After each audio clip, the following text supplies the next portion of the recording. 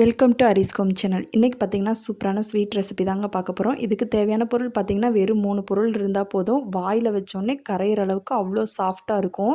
Sweet recipe குழந்தைங்களுக்கு கண்டிப்பாக செஞ்சு கொடுங்க. ரொம்ப ஹெல்த்தியான ஸ்வீட் ரெசிபி தான். வீட்டில் இருக்க பொருட்களை வச்சே செய்யலாம். வாங்க எப்படி செய்யலாம்னு பார்க்கலாம்.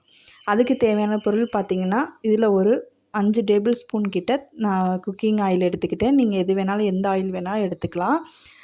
அது கூட பார்த்திங்கன்னா இப்போ 1/2 கப் ரவை, அதை வந்து நல்லா சேர்த்துட்டு ரோஸ்ட் பண்ணி விட்டுறலாம். ரவை வந்து 1/2 கப் எடுத்திங்கன்னா இந்த அளவுக்கு இருக்கும். நீங்கள் வந்து உங்களுக்கு அதிகமாக வேணால் கூட 1 கப் கூட நீங்கள் எடுத்துக்கலாம். இப்போ 1/2 கப் ரவையை எண்ணெயிலேயே நல்லா ரோஸ்ட் பண்ணி விடுங்க. எந்த அளவுக்கு உங்களால் முடியுமோ அந்த அளவுக்கு ரோஸ்ட் பண்ணி விட்டுருங்க. இப்போ கடலை மாவு வந்து பார்த்திங்கன்னா 3/4 கப் எடுத்திருக்கேன். இந்த கப்பில் 3/4 கப் கரெக்டாக இருக்கும்.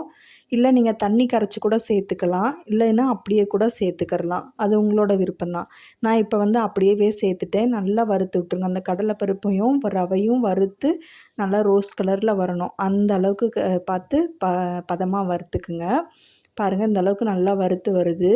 நம்ம பார்க்குறப்பே தெரியும் நல்லா வறுத்து வந்துருச்சு. இப்போ வந்து காய்ச்சி ஆற வச்ச பால் வந்து நான் அதில் வந்து 3/4 கப் எடுத்திருக்கேன். நீங்கள் வந்து 1/2 கப் கூட சேர்க்கலாம், இல்லை 1 கப் கூட சேர்க்கலாம். பால் எந்த அளவுக்கு சேர்க்குறீங்களோ அந்தளவுக்கு டேஸ்ட் வந்து நல்லாவே இருக்கும். பாருங்கள், இதில் வந்து 3/4 கப் நான் சேர்த்துருக்கேன்.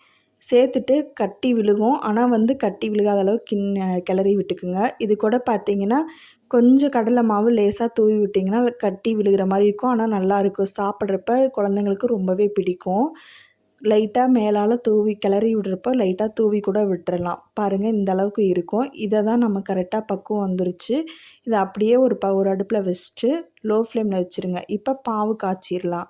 1 கப் நாட்டு சர்க்கரை எடுத்து வச்சு அதில் 1/2 டம்ளர் வந்து 1/2 சொம்பு தண்ணி மட்டும் சேர்த்துக்குங்க. சேர்த்துட்டு பார்த்திங்கன்னா நல்லா கொதித்து வர்றப்ப இந்த மாதிரி பிசுபிசுப்பு இருந்தாலே போதும். நம்ம அடுப்பை ஆஃப் பண்ணிவிட்டு நம்ம எடுத்து வச்சுக்கலாம்.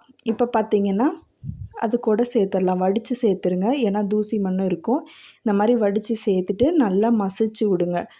இந்த அளவுக்கு வந்து பார்த்திங்கன்னா எடுத்து வச்சிடலாம். இப்போ வந்து கரண்டியால் அப்படியே கிளறி விட்டுக்கிட்டே இருங்க. கிளறி விட இந்த இதெல்லாம் வந்து கரைஞ்சிரும். கண்டிப்பாக கரைஞ்சிரும். அப்படி கரையாமல் இருந்தாலுமே அந்த ஒரு டேஸ்ட் வந்து தித்திப்பு ரொம்பவே நல்லாயிருக்கும். குழந்தைங்களுக்கு ரொம்ப டிஃப்ரெண்ட்டான டேஸ்ட்டில் இருக்கும். பால்கோவா பிடிக்கிற குழந்தைங்க கூட இதை ரொம்பவே பால்கோவா மாதிரியே இருக்குதுன்னு சாப்பிடுவாங்க. ஒரு 3 பொருள் இருந்தால் போதும். வீட்டிலே இப்போ அட்டகாசமான ஸ்வீட் செஞ்சிடலாங்க. நம்ம ஒரு 10 நிமிஷம் போல் இதே மாதிரி கைவிடாமல் கிண்டிகிட்டே இருங்க.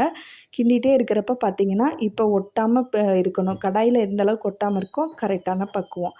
இப்போ ஒரு பிளேட்டில் நெய் தடவிட்டு அப்படியே அந்த பிளேட்டுக்கு மாற்றிடலாம். மாற்றிட்டு இதை அப்படியே வந்து ஒரு கரண்டியால் இந்த மாதிரி டேப் பண்ணி விடுங்க. டேப் பண்ணி விட்டுட்டு ஒரு 1/4 மணி நேரம் ஃபேன் காற்றுல வச்சு நம்ம அதுக்கப்புறம் எடுத்து பீஸ் போட்டு பார்க்கலாம். நல்லா ஃபேன் காற்றுல ஆறிடுச்சு. இப்போ பாருங்கள், நான் உங்களுக்கு பீஸ் போட்டு கூட காட்டுறேன். இது அவ்வளோ ஒரு சூப்பராக இருக்கும். நாட்டு சர்க்கரையில் செஞ்சதால ரொம்ப ஹெல்த்தியும் கூட.